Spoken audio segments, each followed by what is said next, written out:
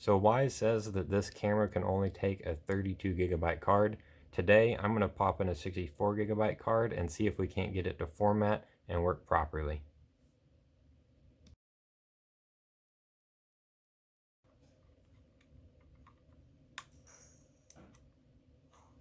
Alright, so I got the memory card installed, and now I'm just going to jump over to my phone and see if we can get this thing formatted and recognized. Alright, now to verify that the camera is recognizing the 64 gigabyte card, I'm going to click in the top right hand corner on the gear icon.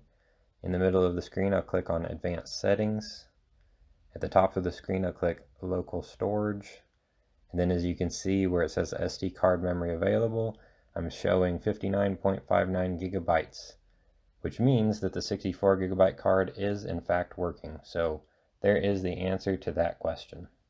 If you'd like to buy either the Wyze Cam or the memory card that I'm using in this video, check out the video description below and I'll put links to both of them. So now a little bit of troubleshooting. If you plug in an SD card and it doesn't show the full amount of space that it's supposed to, go ahead and click on the format button there that you see in green where it says format SD card, and it'll take a minute or two, but it'll reformat the card and hopefully it will recognize the full amount of space of the SD card that you've plugged in. Now it may take 2, 3, maybe up to half a dozen times for it to recognize the full space on the card, but keep trying it until it shows the proper amount, and at that point you should be good to go.